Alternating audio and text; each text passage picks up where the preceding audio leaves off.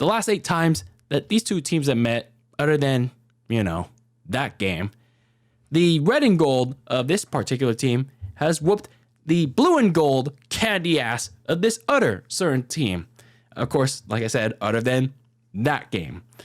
And every time that we have seen this red and gold team whoop the candy asses of the blue and gold team, especially considering that every time that they travel down to Southern California in Los Angeles, it is always a sea of red taking over that fancy new stadium in what, even though they call it Los Angeles, it's actually in Inglewood. Don't believe me?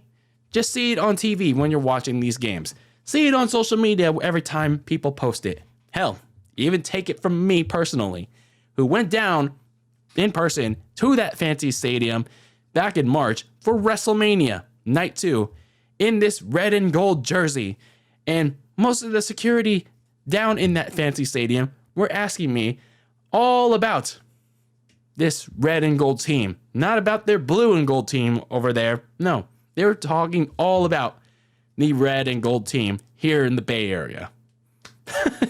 But in all seriousness, ladies and gentlemen, this is actually a pretty big game for both of these teams, and these two teams happen to involve the NFC West rivals in my San Francisco 49ers and the Los Angeles Rams here in week 2.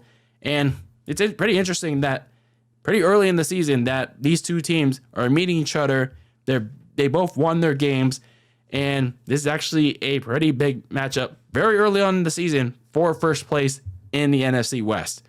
So why do I say it's a big battle? Well, when you look at last week's games for both these teams, starting with my 49ers, they whooped some black and gold candy ass up on the eastern side of the United States, down in Pittsburgh, taking care of the Pittsburgh Steelers 30-7. The defense completely harassing quarterback Kenny Pickett, while on the offensive side, you had Brock Purdy in his first real action in the regular season since, well, who knows when, last year, in all seriousness. He looked pretty good coming off the UCL elbow injury in his throwing arm. And yeah, the offense with Ayuk, Christian McCaffrey, they all looked pretty flowing, pretty damn good in that game in Pittsburgh. Meanwhile, for the Rams, they started off slow against Seattle, but they picked things up and eventually ran away with the game. They slowed down the Seahawks offense, took advantage of some injuries on the offensive line. And yeah, the offense picked things up thanks to a certain player that I'm going to talk about later on that kept Matthew Stafford going. And another thing to point out, on the defensive side, Aaron Donald was a force in the pass rush. Like I said, due to the Seahawks losing half of their offensive line. So, in a sense, that this is going to be kind of a back and forth affair. These two teams are kind of red hot with momentum going into this game in Los Angeles in SoFi Stadium, or should most people call Levi South.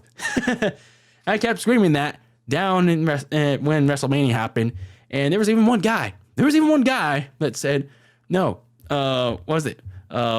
This is whose house? Rams' house. And he tried to counter me. When I said, this is whose house? Niners' house. And he was like, no, this is Rams' house. No, screw you. You may have won the title, but this is still Niners territory, man. This is still Niners territory, man. But anyway, looking at this matchup, it's actually a pretty relative, healthy, clean slate. So not many injuries to report. Actually, none at all to be exact, other than a couple injuries on, one injury on both sides of the ball. The 49ers had to put corner Samuel Womack on the injured reserve with it was somewhere in like a knee injury. So he's going to be on short-term injured reserve for the next 6 to 8 weeks.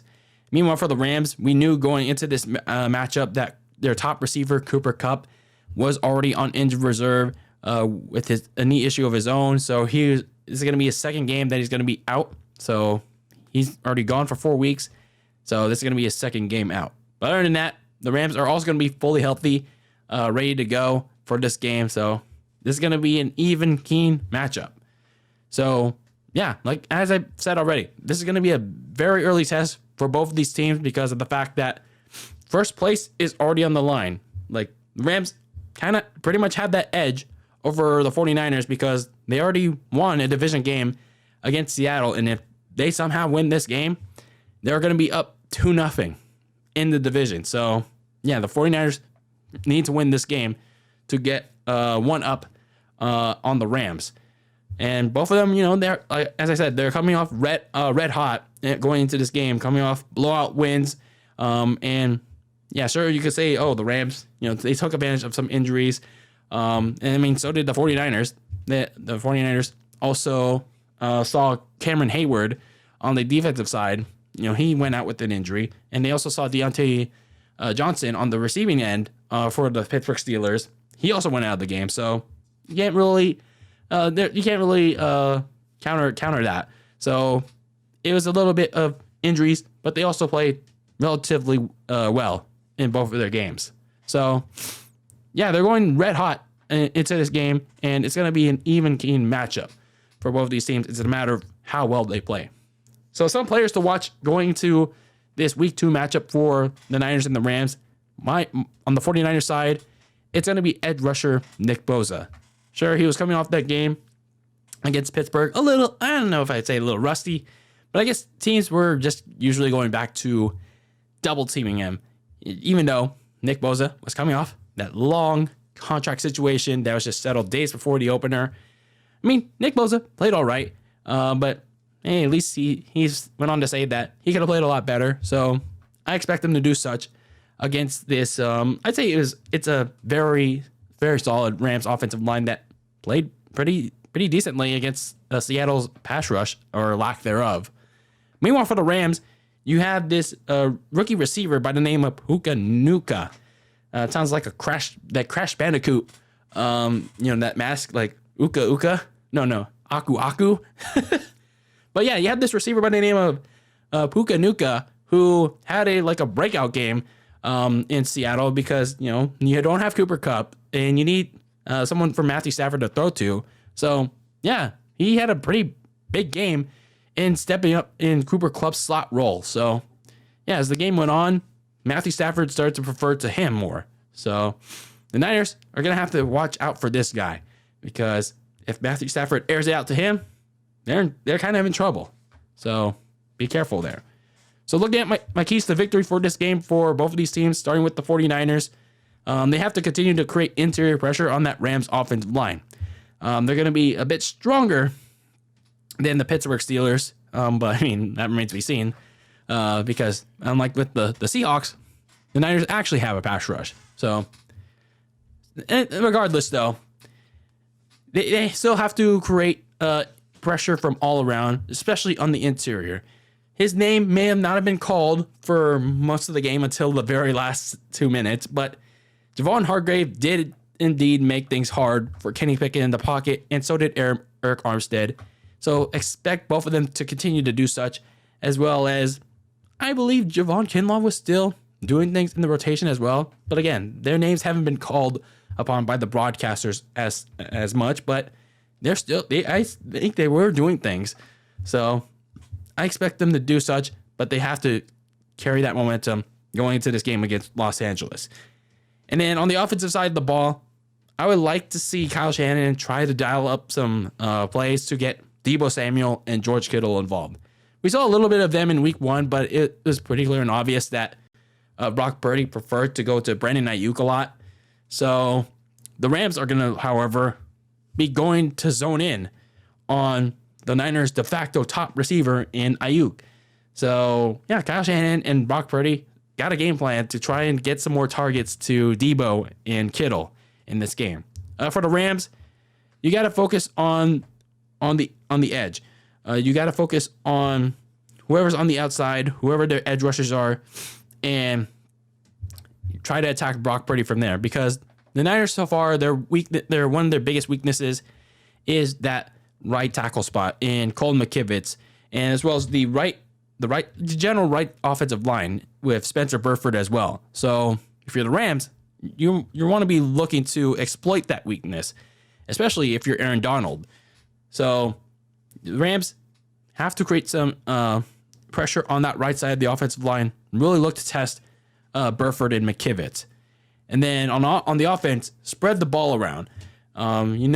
If you're the Niners, you're going to be looking to take on Puka and the other receiver that also did pretty well in that game, Tutu Atwell. So nothing is guaranteed that they're gonna have success in week 2. But I mean, if you're the Rams, if it ain't broke, don't fix it. So Stafford's gonna be deferring to those two, but it doesn't hurt to spread the wealth around. So when I'm picking this game, it's gonna be a back and forth affair. I think both Stafford and Purdy are gonna be slinging it out. It's just a matter of how well can they escape pressure, how well can they distribute the ball fast enough. But I think the Niners are gonna have a better talent gap over the Rams. So, and it might be a little bit closer than most people think it are. I don't think the Niners they may or may not run away with it as big as people expect it to be. But I'm gonna go with the Niners in a close, but I mean not as very close affair as people think it's gonna be. I can't give you a definitive score, but I think the Niners are gonna win this game and get a win in this division matchup. So let me know your thoughts on this 49ers Week 2 matchup against the LA Rams in Levi South in the comments below. And yeah, we'll be back to react to it, recap it when it's all said and done after this Sunday. So yeah, let me know your thoughts. And this is DylanLasagna signing out a very cold lasagna. And keep that lasagna very cold in the fridge with your takes on the world of sports. And until next time, peace out.